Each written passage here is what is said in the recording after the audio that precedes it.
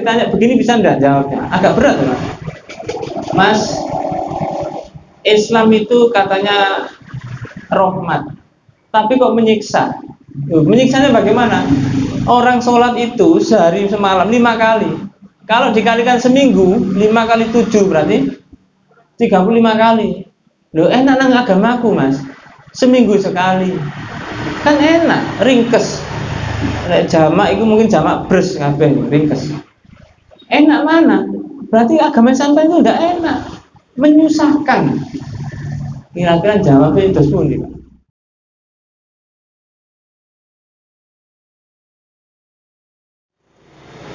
Alhamdulillah alladzi qad wafaqa lil ilmi khairu khalqihi wa ridha. Asyhadu an la ilaha illallah wahdahu la syarikalah wa asyhadu anna Muhammadan abduhu wa rasuluh.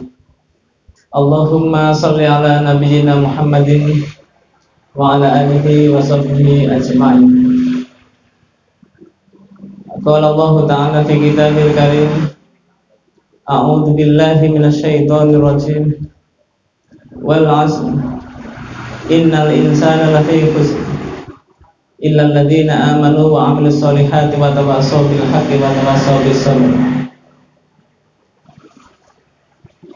Yang saya hormati pimpinan ranting Muhammadiyah PPLB Baru Sidoarjo, para hadirin, Bapak Ibu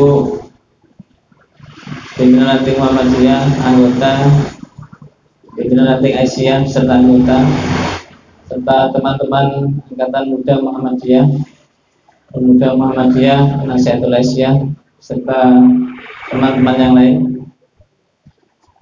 Tidak ada kata yang patut kita ucapkan selain rasa syukur kita kepada Allah yang telah memberikan banyak nikmat kepada kita, sehingga tidak mungkin kita bisa menghitung satu persatu nikmat yang Allah berikan kepada kita.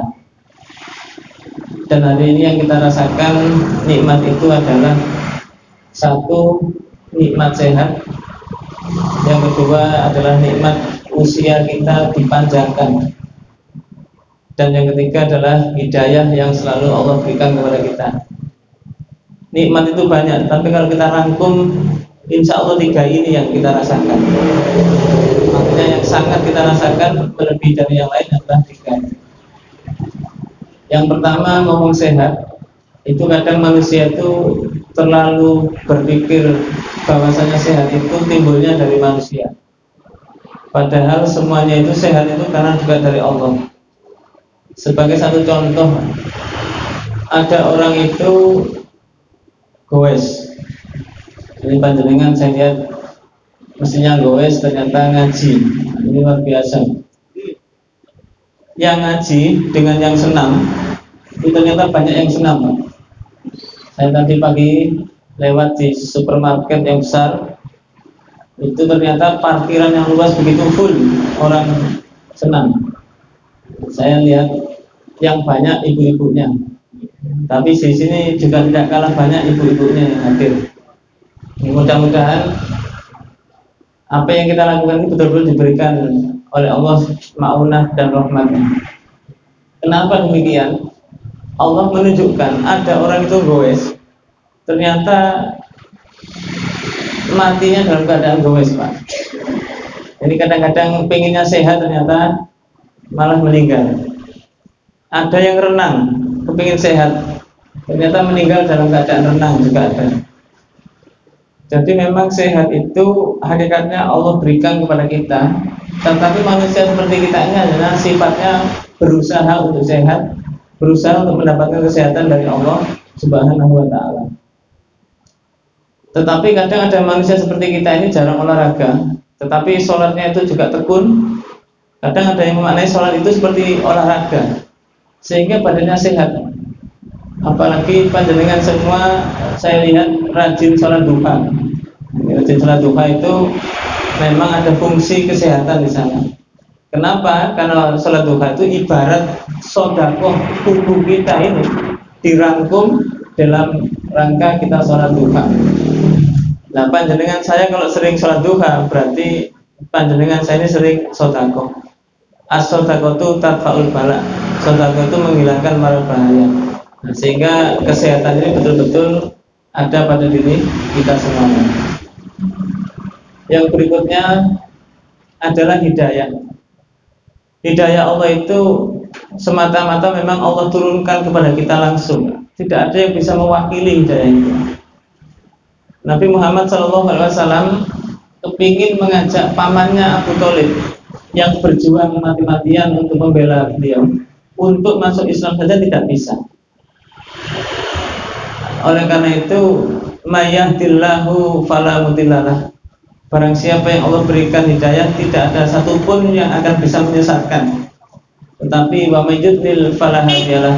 Barang siapa yang Allah sesatkan, tidak ada satupun yang akan bisa memberikan petunjuk itu. Maka contoh paman Nabi Muhammad Abu Thalib ini adalah sebagai bentuk hidayah itu memang Allah langsung.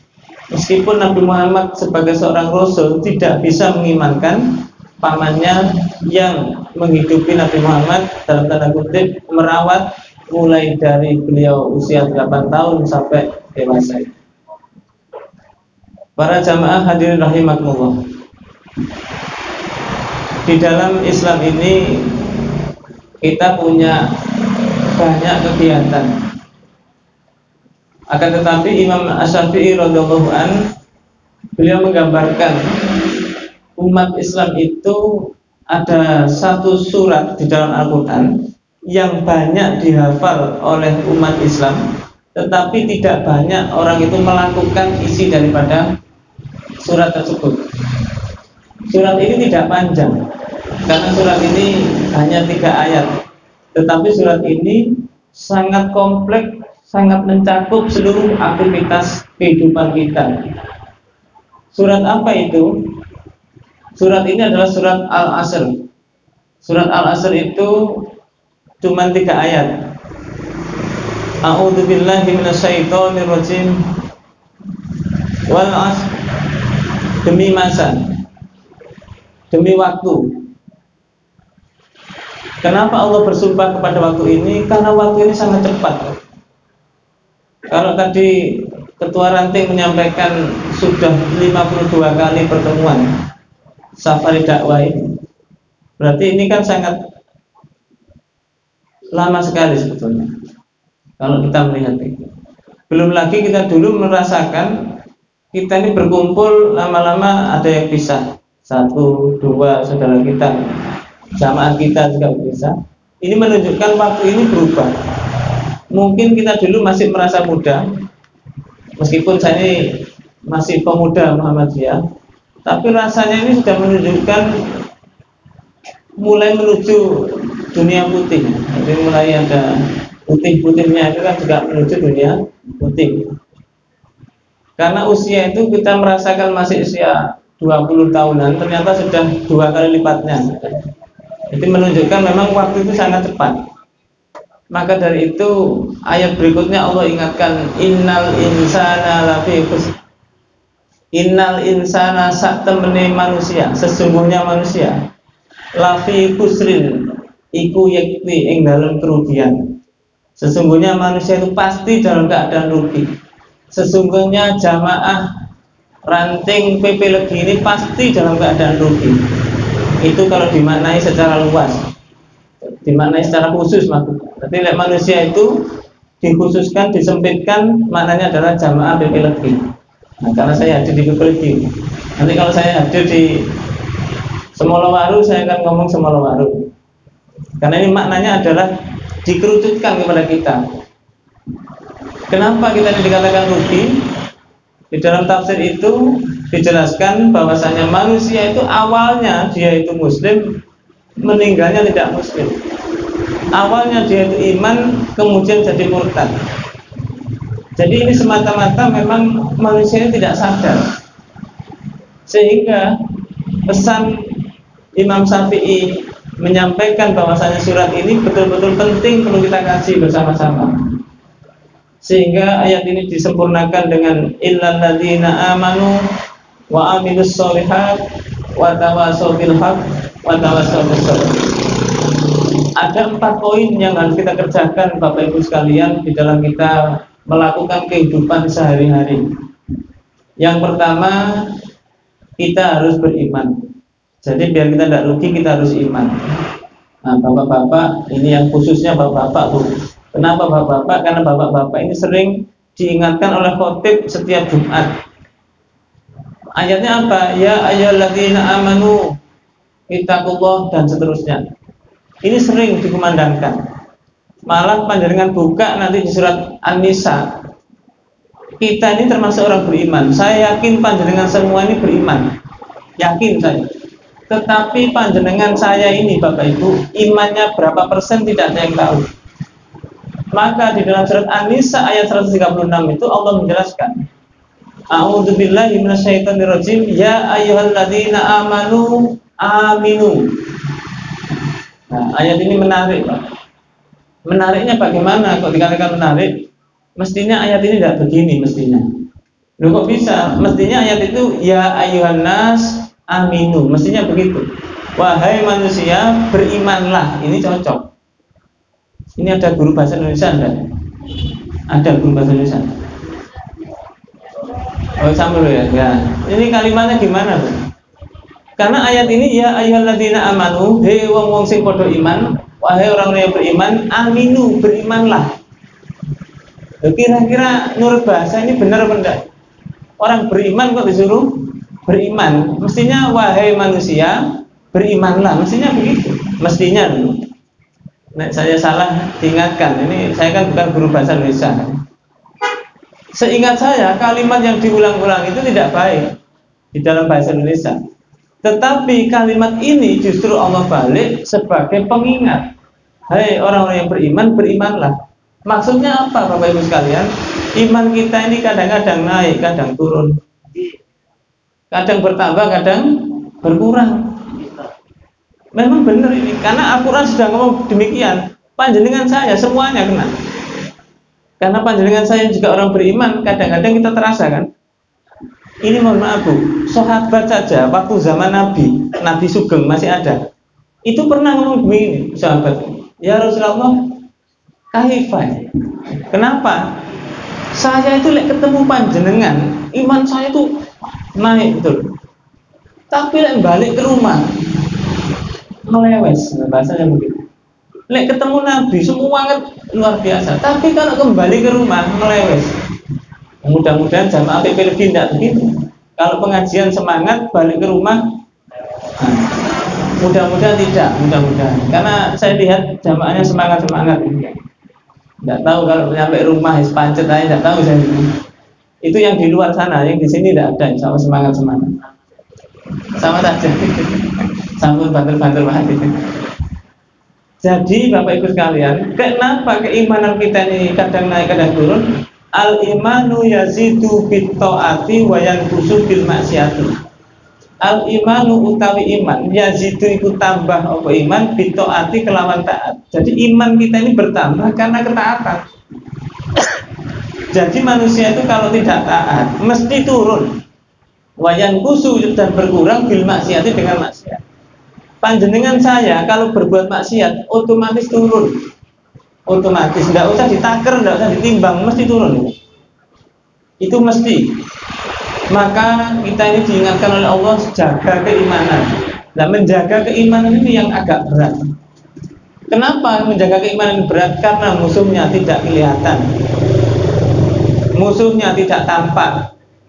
Meskipun dikatakan di Al-Quran, ya ayyuhalladzina amanu udkhulu fis-silmi kafah wa la tattabi'u khutuwatis syaiton innahu lakum aduwwum mubin. Wahai orang-orang yang beriman, loh, kan banyak imannya kan. Panjenengan cek nanti di Al-Quran antara ya ayyuhan nas dengan ya ayyuhalladzina amanu itu banyak ya ayyuhalladzina amanu. Diingatkan terus. Saking senangnya Allah kepada kita. Hei wong iman, sering ingat. Masuklah ke dalam Islam dengan kafah, dengan total. Maksudnya apa? Yang kita lakukan betul-betul harus yakin kepada Islam. Jangan mengikuti hawa nafsu setan, ajakan setan, bisikan setan, ajakan. Innahu lakum aduwwum mubin, karena setan itu musuh yang sangat nyata. Pertanyaannya, panjenengan saya ini pernah ketemu setan?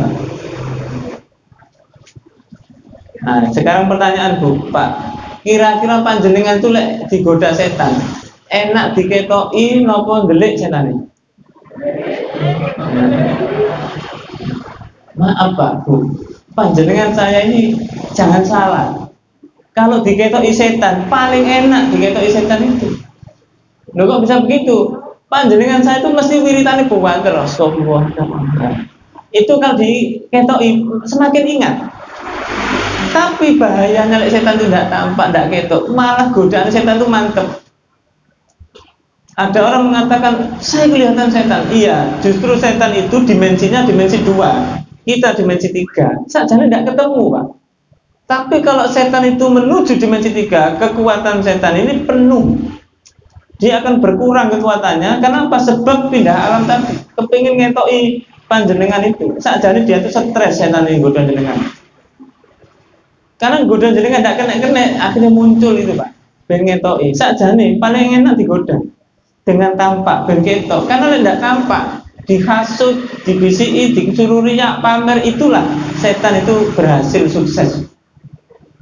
Panjenengan tidak mungkin, film-film kan panjenengan ditekuk setan, tidak mungkin Pak. Mungkin dijawil setan, tidak mungkin. Itu memang film Pak. Tapi hakikatnya setan tidak begitu. Bagaimana mencopet pahala kita, bagaimana mencopet iman kita, itu fungsinya setan. Tidak mungkin setan itu ngetoki terus bawa celurit begini, tidak mungkin. Maka dari itu yang kita khawatirkan, keimanan kita ini dicopet Pak, dicopet. Panjenengan niatnya bagus, datang ke majelis taklim, tapi maaf niatnya berbeda. Aku tak teko ngaji, sawangane diundang gak teko. Lalu kena sawangan begini niatnya sudah berbeda. Makanya di Islam itu tidak boleh ada sawang-sawangan di rumah, diresiki sawangannya biar tidak ada sawang-sawang. Jadi niatnya harus tulus karena Allah supaya apa? Betul-betul hasil. Maka dari itu untuk menjaga keimanan kita ini biar tetap istiqomah, yang pertama adalah luruskan niat, tata niat kita dengan baik Pak. Karena ibadah kita itu kadang khawatir karena sebab riya. Karena Nabi juga menyampaikan, yang aku takutkan pada umatku besok itu adalah syirik kecil. Apa syirik kecil itu? Riya, pamer, gitu. Beginilah, aku ini. Nah, begini. Kalau sudah begitu, pahalanya itu habis. Karena orang syirik itu pelan-pelan itu tidak terasa dia akan habis. Kalau syirik besar tidak mungkin panjenengan akan menyembah patung, tidak mungkin. Panjenengan saya akan menyembah berhala, pohon-pohon besar, tidak mungkin. Tapi kalau riya pamer ini sangat mungkin kita ini Pak. Sangat mungkin. Wah, luar biasa nih. Suaranya suara emas, ngaji ini enak. Kadang-kadang begitu setan. Iki lek awak mesti gak ngimami, gak adol. Setan itu pinter ngipasin itu. Awak mung hafid Quran wis top pokoknya. Padahal setan itu juga hafid Quran. Loh kok bisa begitu? Panjenengan cek. Ini cerita Pak, nyata. Ada orang kesurupan. Kesurupan dikuegang orang banyak, kuegang dibacakan ayat kursi. Sing bacakan terus setengah takut karena gereng-gereng itu, kuegang itu. Auzubillahi minasyaitonir rajim. Allahu la ilaha illa huwa. Tiba-tiba gerengnya lebih kencang lagi, lupa di tengah jalan. Mestinya mangdzallati yasma'u itu diem. Opo iki ayate opo? Nah yang kesurupan menjawab, mangdzallati yasma'u indahu illa bi'idzni. Ya Allah maaf. Langsung yang jawab, yang membacakan itu lari pol istilah lari. Kenapa lari? Tidak kuasa menahan tadi. Berarti setannya hafal Quran. Makanya kadang orang itu hafal Quran, kalau tidak tawadhu bahaya. Tawadhu itu bahaya. Kenapa? Dia alim-alim orang top. Hafal Quran ini top. Jaminan swarga ini top. Bolak-balik ngomong top, akhirnya dia itu merasa di atas. Manusia itu tidak sombong, itulah bahayanya. Maka setan itu dianggap bahaya, dianggap memusuhi Allah, tidak ingkar kepada Allah dikarenakan aba wastakbar. Setan itu membangkang, wastakbar, dan juga sombong. Nah, sombong inilah pintu utama untuk kafir kita kepada Allah Subhanahu wa ta'ala. Jadi Bapak Ibu, mari kita nata niat. Yang kedua, panjenengan saya untuk menjaga keimanan harus sering ngaji. Nah ini namanya ngaji, tapi bukan ngaji ini, sebenarnya ini pengajian. Kalau ngaji itu ada Qur'annya, ada kitabnya. Kalau bisa ngaji itu begitu. Seperti halnya Nabi Muhammad ngaji dengan malaikat Jibril setiap malam, Al-Quran dibacakan terus oleh malaikat Jibril, itu namanya ngaji. Kemudian ngerti maknanya. Tapi jangan begini Pak Bu, panjenengan saya itu ngaji mocoy bagus, tapi juga lebih maknanya. Maka membaca Quran itu angen-angen sak maknanya. Bedanya kita dengan orang Arab, kalau orang Arab itu membaca, itu sudah ngerti Pak. Karena bahasanya wahada lisanun arabiyyun mubin. Wahada utawi ikilah Al-Quran lisanun arabiyyun, itu bahasanya orang Arab, mubinun yang jelas undang-undangnya. Maka dari itu orang Arab sudah ngerti artinya, kita belum. Nah, kalau bisa baca Quran angan-angan sama mana, tidak usah cepet-cepetan khatam, tidak usah. One day one juz bagus, iya bagus. Tapi kalau one day one juz itu jangan digawe one day setengah juz, tidak apa-apa. Dan baca artinya itu Bang, supaya paham yang dibaca ini, supaya paham. Ini penting. Dan yang ketiga, supaya keimanan kita ini bagus, mari kita ini sering berzikir, berdoa kepada Allah. Doa ini tidak boleh berhenti Pak. Kenapa tidak boleh berhenti? Karena kita nanti akan dihadapkan. Makanya ada doa, ya muqallibal qulub sabbit qalbi ala dinik. Wahai zat yang membolak-balikkan hati, tetapkanlah imanku ini kepada agamamu. Karena begini, ada pepatah Jawa mengatakan isuk dele sore tempe. Isuk dele, isuk iman, sore tempe menjadi tidak iman. Ini bahaya juga.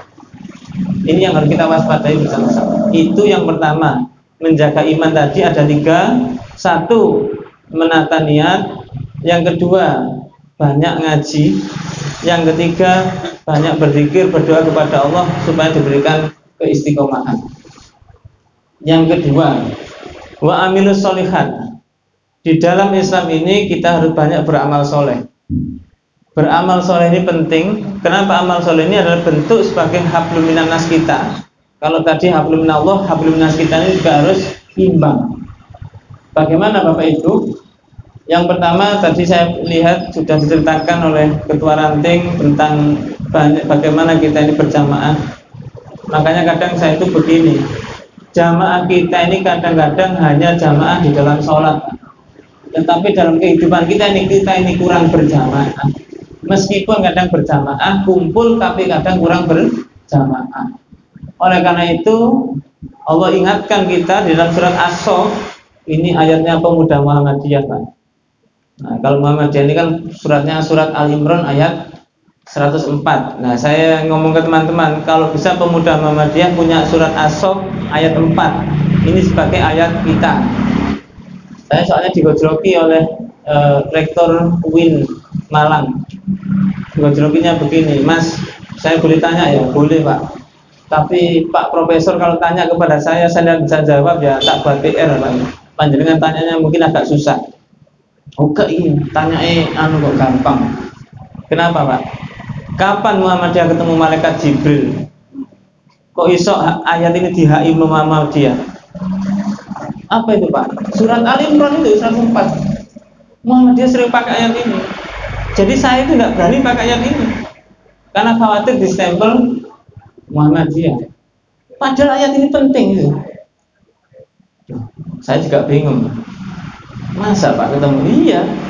Saya kalau bunyi ayat ini Mas di podium, waduh, SK saya tidak turun itu nanti.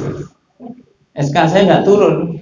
SK rektor saya ini tidak turun gara-gara saya baca surat Al-Imran 104. Nah, dari kalimat diskusi tadi saya terinspirasi. Wah, kalau begitu pemuda Muhammadiyah kepingin punya hak cipta ayat juga. Surat As-Saff ayat 4. A'udzubillahi minasyaitonirrajim. Innallaha yuhibbul ladzina yuqatiluna fi sabilihi shaffan ka'annahum bunyanun marsus. Innallaha sak temene Allah yuhibbu iku demen seneng alladzina ing wong-wong yuqatiluna yang berjuang fi sabilihi ing dalan-dalane Allah shaffan dengan bersaf lurus rapat. Ka'annahum bunyanun marsus, seperti halnya bangunan yang tersusun rapi.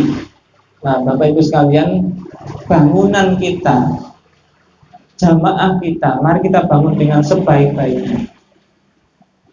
Ini kalau bisa, perkumpulan kita di dunia ini, besok kumpul kita juga di akhirat.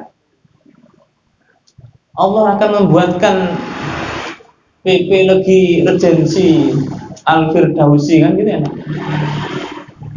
Allahumma amin. Jadi perjumpaan kita tidak hanya di dunia tapi juga di akhirat. Sehingga ini yang ngurusin temen ini blok A, rantingnya nanti jamaah satunya blok B, blok C, dalam satu perumahan di surganya Allah. Ini sangat indah kan begitu.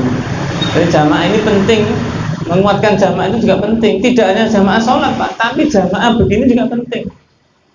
Saya tadi ngomong-ngomong, ya alhamdulillah tak lihat ya. Ini tadi jajannya dari jamaah oleh jamaah untuk jamaah, ya, berarti sudah bagus. Bila perlu kekuatan jamaah ini ekonominya dikuatkan. Kalau di sini ada pedagang-pedagang, mbok yao, kenapa mbok yao? Seyogyanya, kalau panjenengan beli, ya belilah di saudara kita. Ini namanya jamaah. Tadi sampaikan oleh Ketua Ranting diskusi tadi, sudah ada grupnya ini. Alhamdulillah. Ini diingatkan kembali untuk kekuatan jamaah dibangkitkan lagi. Panjenengan jangan belilah Pak, bukan melarang ya. Kalau ada jamaah dulu. Boleh kok panjenengan beli ke Maret, April, Mei itu boleh. Maret itu loh, Maret, April, Mei itu boleh jangan. Tapi kalau bisa belilah yang ada dulu di saudara kita. Lalu sudah tidak ada mentok baru beli di Maret, April dan seterusnya. Bisa dipahami kalimat saya gitu.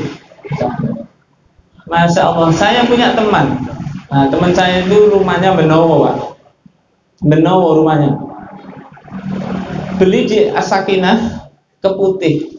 Rumahnya Benowo, Surabaya Barat ke Keputih, Surabaya Timur. Jaraknya kurang lebih sekitar 35 kilo atau 45 kilo kalau tidak salah, yang diukur begitu. Saya tanya waktu itu, kebetulan saya ke Keputih juga waktu beli di sini. Ngobrol-ngobrol, waktu mau ke kasir kan, antri Pak. Dari mana Mas? Benowo. Benowo? Kok jauh ke sini? Iya, mau belanja. Apa di sana tidak ada Maret, April, Mei dan sebagainya? Kan banyak di sana kan? Toh hanya beli sabun, beli apa begitu? Apa jawabnya? Kapan lagi saya bantu saudara saya? Nah ini kadang saya terenyuh betul. Andai kan umat Islam semua punya gaya begitu, saya yakin ekonomi umat ini terangkat. Panjenengan tidak usah sungkan-sungkan, maaf di grup itu nge-share tidak apa-apa. Maka yang lain jangan di grup kayak apa ya.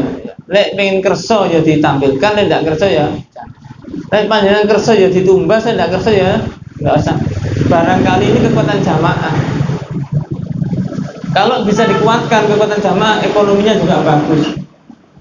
Kita ini maaf, selisih 1.000 rupiah, kok 1.000? Selisih 500 itu pindah. Padahal kalau kita beli, kita niat infak, hasilnya kadang kita ini larang. Larang selisih 1.000 loh. Anggap aja jenengan itu infak ke saudaranya 1.000 gitu, Pak. Makanya niatnya dijaga. Ibadah itu ketika niatnya bagus jadi ibadah, Pak. Meskipun dunia urusannya, meskipun dunia.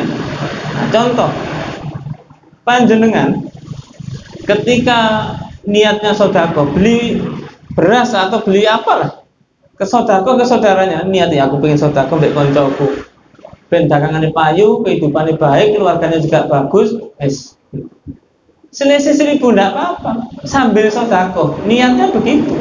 Kalau itu terjadi, kekuatan umat kita ini bagus.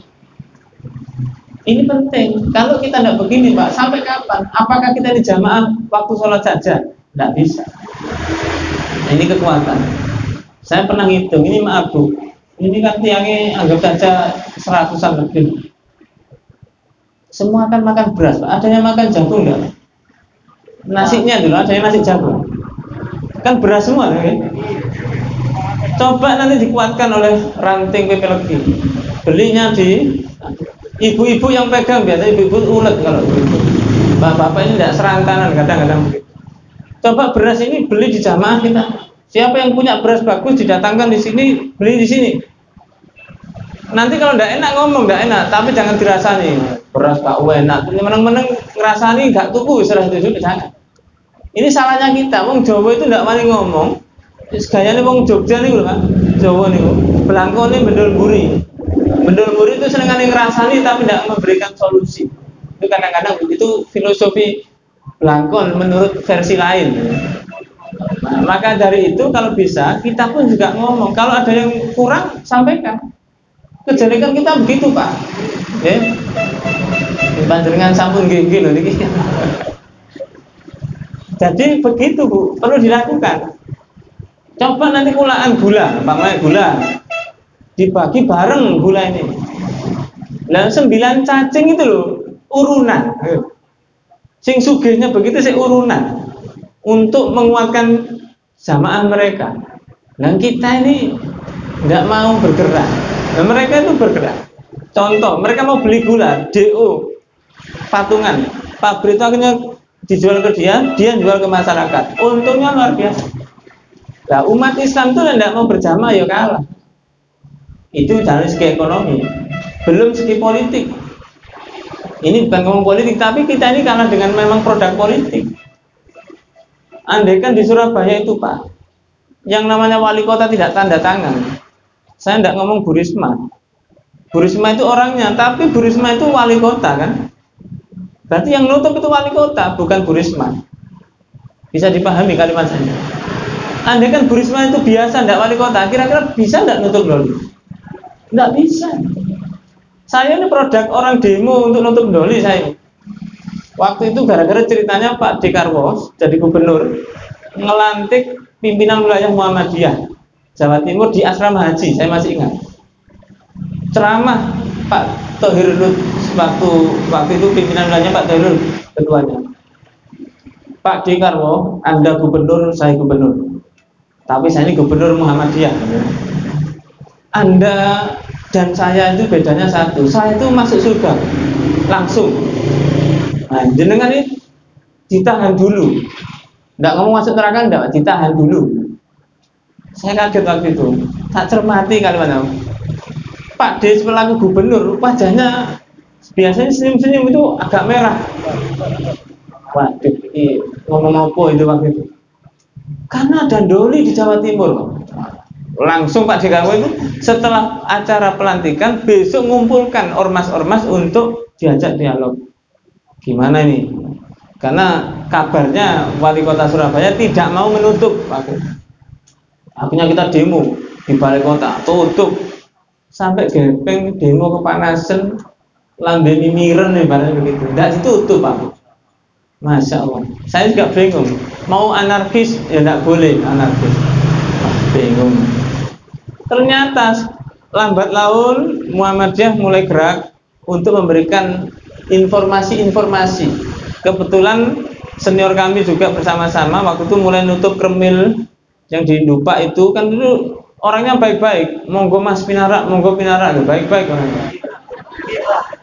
Baik-baik Pak. Saya habis ngisi taraweh ya, pulang tidak sengaja lewat situ. Wah sopan-sopan orangnya. Mas monggo Pinarak, monggo Pinarak. Padahal habis ngisi taraweh Pak. Yang lebih lucu lagi, saya pernah ngisi pengajian begini nih Pak. Ada orang yang di Kremil itu ikut pengajian ibu-ibu. Pak Ustadz, izin Pak Ustadz. Nggih Bu, ada tamu di rumah Pak Ustadz. Ada tamu. Bu, disanjangi Bu, ini masih pengawasan. Waduh, tamunya ini hanya 1 jam saja, Ustaz. 1 menit. Loh, kok bisa dia ikut pengajian? Dia melayani tamu itu. Saya tidak habis pikir ini apa ini. Akhirnya rapat dengan teman-teman pemuda pada waktu itu. Gimana ini? Ini harus diselesaikan. Dia menyelesaikan. Mereka butuh pekerjaan. Pekerjaan itu cara dituntaskan. Suruh ini. Ternyata maaf tidak cukup di situ.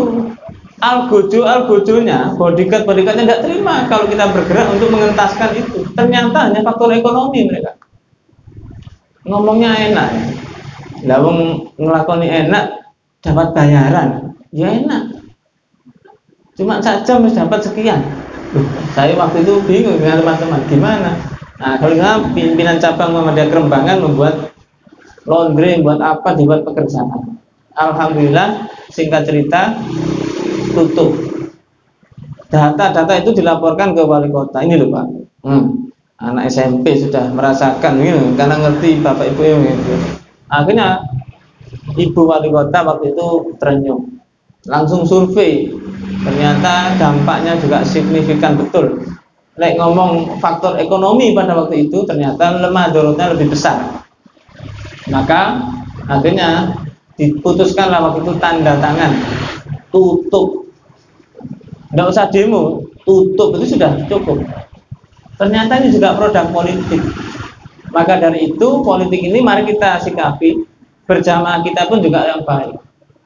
Nah, ini diantaranya begitu. Belum lagi kekuatan jamaah kita ini untuk ekonomi, politik dan juga pendidikan, semuanya akan dapat kebaikan kalau kita mau berjamaah. Yang kedua, Bapak Ibu, amal soleh kita ini yang perlu kita rasakan hari ini adalah mari Bapak Ibu ini regenerasi. Nopo sih regenerasi itu? Menciptakan generasi-generasi yang unggul. Anak turun panjenengan semua ini diciptakan. Tak dadek nopo, ini penting Pak. Para nabi, rasul, ketika beliau mau diambil oleh Allah, kan beliau ini terasa mau diambil usianya mau, beliau menyampaikan, anaknya dikumpulkan. Lendo umpamanya begitu. Lek bapak ingin mati, apa yang kamu lakukan? Ditanya betul. Saya akan menyembah kepada Tuhan yang kita sembah dan seterusnya begitu. Maknanya apa? Ketakutan orang tua ketika amal solehnya itu tidak membekas kepada putra putrinya. Ini yang harus kita waspadai. Apalagi Masya Allah, saya itu kemarin nyinun sewu, ada acara di Bangkalan Madura. Madura yang terkenal religi itu sekarang tidak begitu, bahkan lebih parah kadang-kadang. Jadi anak muda-mudi itu nongkrong sampai jam 1 malam.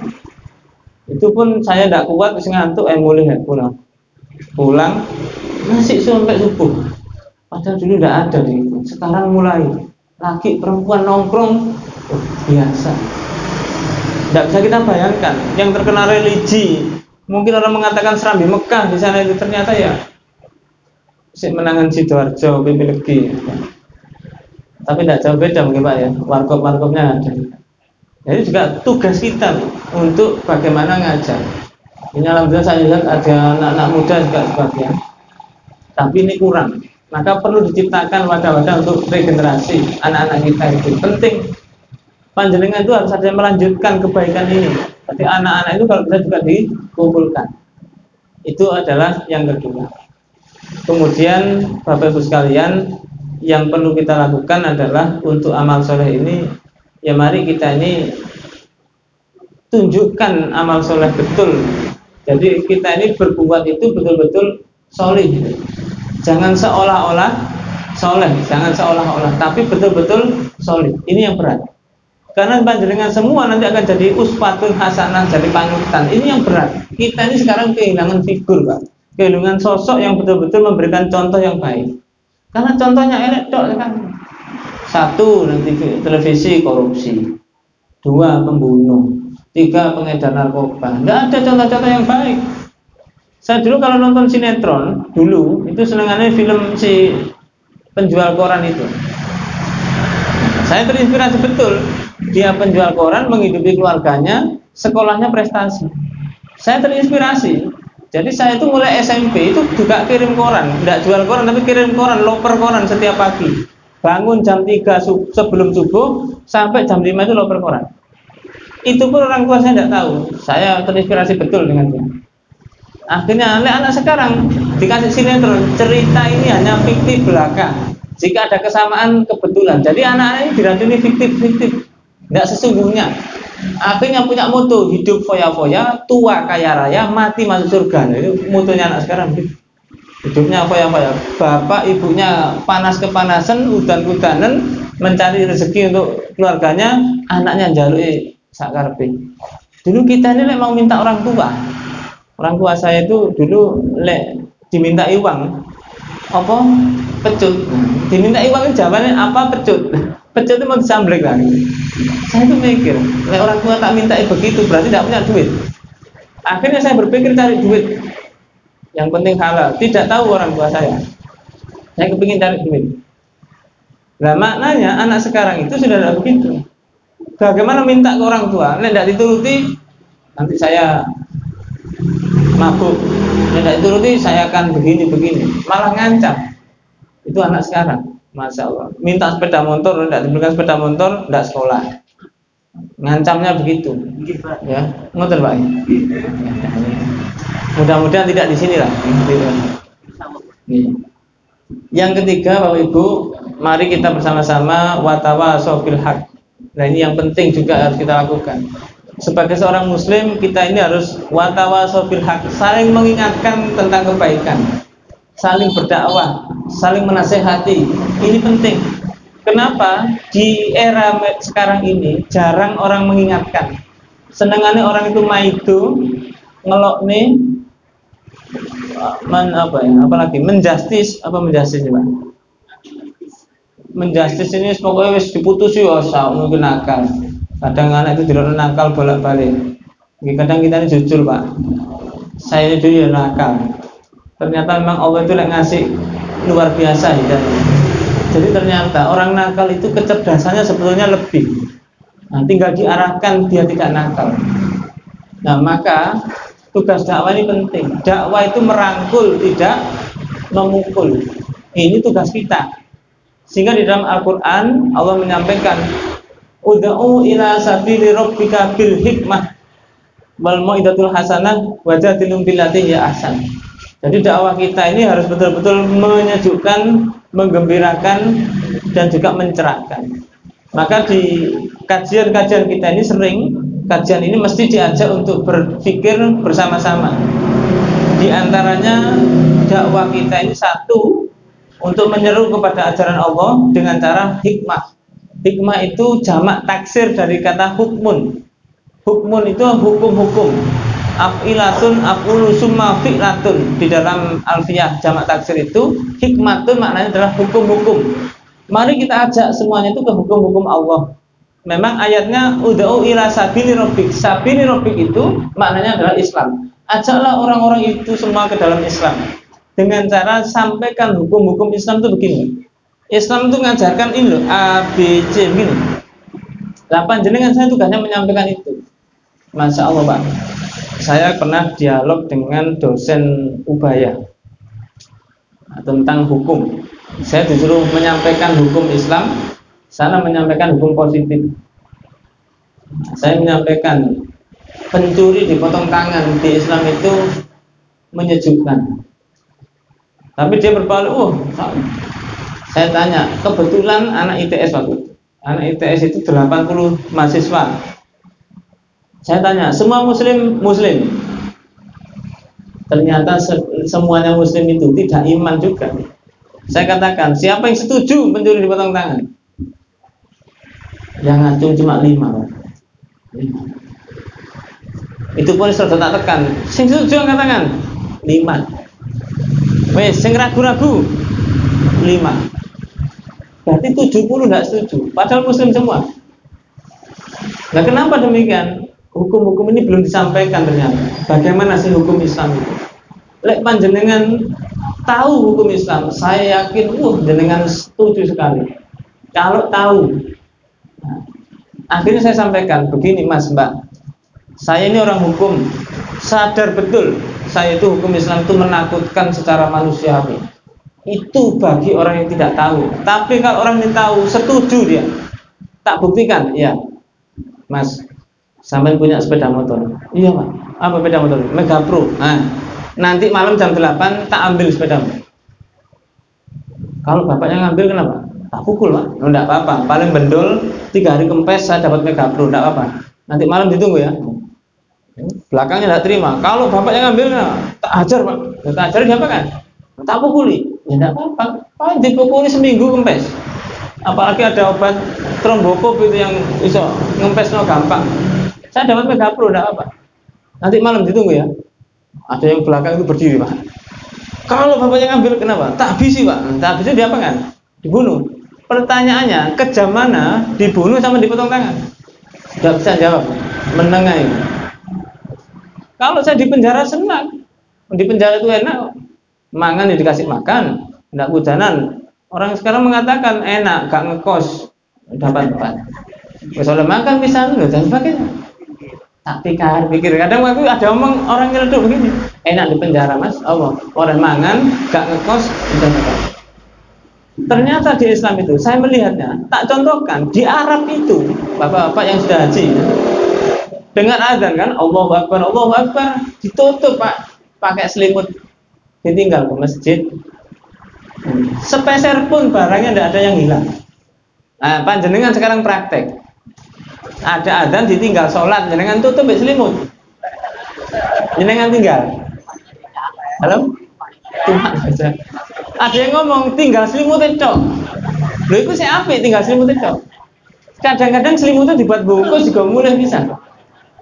Ya Allah Pak, kadang ini kalau sudah digembok, dikecrek, lawang ditutup, cek dibobol. Ndahnya ditutup selimut, ya Allah. Sampai saya itu pernah melihat dompet. Tawaf itu dompet keleleran, tidak ada yang ngambil Pak. Dan di kita, jangankan keleleran, dengar saya disumpah begini Pak. Itu luar biasa. Kenapa? Di Islam itu ada al-qisasu hayatun, kehidupan. Jadi orang itu mau mencuri mikir, tanganku diketok. Nah, karena di Islam itu ada dua maksud orang mencuri itu. Satu mencuri karena keinginan, dua mencuri karena kebutuhan. Kalau orang itu mencuri karena butuh, di Islam tidak boleh dipotong, malah diberi. Maka jelas di pasal 34, fakir miskin, anak terlantar dipelihara oleh negara, pasal 34 itu. Saya sampaikan, sampai dosen ubaya itu gede-gede. Iya. Sempat bingung juga. Jadi Bapak Ibu, teman-teman sekalian, kalau kita pikir sekarang ini, di Islam itu kenapa pencuri potong tangan? Karena dia ada keinginan. Yang dia itu sudah cukup, tapi dia mau mencuri lagi untuk keinginannya dia. Tetapi itu pun di Islam masih dibagi dua. Lek keinginannya sampai satu nisab baru dipotong, lek enggak sampai satu nisab tidak dipotong. Contoh, satu nisab itu berapa? Ada yang mengatakan satu nisabnya itu 40 gram emas. 40 gram, 1 gram berapa Bu? Harganya 1 gram 1 juta. Dalam 850. Kok perso Pak jenengan? Oh, habis memberikan ibunya. Anggap saja 800 Pak ya. Ngitungnya biar gampang. Berarti 800.000 dikali 40 pinter. 32 juta. Gitu ya. 30 juta. Lah ada orang mencuri sampai 32 juta baru dipotong. Lah enggak sampai 32 tidak boleh dipotong. Loh itulah Islam itu. Berarti ada akumulasinya. Contoh si fulan ini, si A ini mencuri apa HP. HP harganya berapa? 2 juta katakanlah. Ditulis fulan mencuri 2 juta. Tetap dihukum, tapi dihukum tidak teman. Mungkin dia dipares di situ. Dikai kalung, saya mencuri. Nah, ditunjukkan di muka umum. Berarti ada orang lewat dan ngerti mencuri. Ben kapok gitu. Tapi setelah itu dilepas, 3 hari dilepas, ayo mulai yo. Nah, barangnya ada dikembalikan. Barangnya entek ya sudah, kamu punya utang bayaran. Besok ngulangi lagi mencuri lagi, dihitung Pak, diakumulasi. Oh, sih belum sampai. Tapi lah sudah ditumpuk-tumpuk mencuri sampai 32 juta. Dipanggil, tangan diletakkan, dipotong. Kenapa? Gak kapok-kapok. Saya ngulangi terus, nyolong terus, lah itu baru dipotong. Itu loh Islam enak. Saya belum apa-apa. Tapi kalau dia mencuri terus, gak kapok-kapok baru dipotong. Nah, jelas ini Bang. Nah, kira-kira panjenengan cek mantep mau boten. Nah, itulah Islam, mendakwahkan hukum-hukumnya, sampaikan dengan baik. Sehingga dosen ubahnya itu tadi gede-gede betul, bingung dia. Tak contohkan lagi. Mohon maaf Bu, dosen. Panjenengan sudah pernah ngitung belum? Penjara itu ongkosnya besar. Ongkos makan saja. Saya pernah ngitung Surabaya Pak. Surabaya itu kecamatannya 31 kecamatan, polseknya 31. Surabaya nih. Anggap saja satu polsek itu tahanannya kira-kira pinten Pak, pasti orang di penjara itu di dalam polsek. Dalam? Anggap saja 10 lah, ya. Satu polsek 10 orang. Kira-kira makan paling murah berapa Pak? Berapa rupiah? Orang makan satu bungkus murah-murahan saja. 5.000 ya, masih ada Pak ya. Itu anggap aja enggak usah minum, ben keseretan enggak apa-apa. Umpamanya ya. Maka kalau kita hitung satu orang ini anggap saja 10.000 sak minumnya apanya lah gitu ya, 10.000 kan. Meskipun itu di markup di laporan APBD itu di markup itu kadang-kadang. Tapi di situ itu kalau anggap aja 10.000 itu kalikan 10. Berarti makannya 3 kali, berarti 30.000 kalikan 10 pinten? 300.000 satu hari. Kalau satu bulan 300 kali 30 9 juta ya? 9 juta itu satu bulan satu polsek. Satu polsek. Kalau 30 polsek 31 mestinya, tapi dianggap 30, ngitungnya biar gampang. Berarti 9 juta kali 30 270 juta. Itu satu bulan Surabaya. Dikalikan 1 tahun, karena APBD ini 1 tahun. Berarti 27 dikalikan 10 saja. Biar ngitungnya gampang lagi, 10 bulan. Berarti berapa? 2.700.000. Anggap saja 3M dibulatkan. 3M ini Pak, Bu, Surabaya. Tadi saya katakan minimalis. Ini belum listriknya loh, Pak. Belum airnya loh, belum. Oke, berarti maaf ongkos penjara ini juga besar. Belum dikalikan se-Jawa Timur, belum dikalikan se-Indonesia. Masya Allah, besar sekali ongkosnya. Itu nanti duit itulah dibuat bangun rumah panjenengan itu saya pikir apa. Makanya saya itu kadang ngomong, aku jadi presiden. Nanti kan cita-cita kan boleh Pak. Nah, jadi presiden, insya Allah tak bangunkan rakyat ini rumah. Untuk kampanye begitu. Loh, nyatanya memang bisa. Dari uang tahanan saja itu dipoles untuk bangun rumahnya orang yang tidak mampu, bisa Pak. Tak buatkan apartemen yang besar begitu, bisa. Tergantung orangnya mau enggak dia itu membangkit. Maka dakwah ini penting. Panjenengan saya ini harus berdakwah yang baik. Hukum-hukum disampaikan, wal mau'izatul hasanah, ngomong yang baik. Iman alhamdulillah, tidak iman juga tidak apa-apa. Wajadilum billati yahsan, bantahlah dengan bantahan yang baik. Saya punya teman kepala sekolah, karena saya dulu kan juga kepala sekolah. Dulu sama-sama kepala sekolah, dia dari non muslim. Waktu itu saya makan di pojok, karena saya ini punya kebiasaan Bu, Pak, lek makan itu rodok cepet. Lek makan saya cepet, di dalam uang itu ngeragas, gak tahu mangan, mungkin dipikir begitu. Makanya saya itu mesti dempis delik sendiri. Beda kita orang lek makan cepet. Ternyata setelah makan, belum habis, ibu itu datang di tempat saya. Mas, mohon maaf ya, saya panggil Mas, ya. Boleh enggak saya duduk di sini?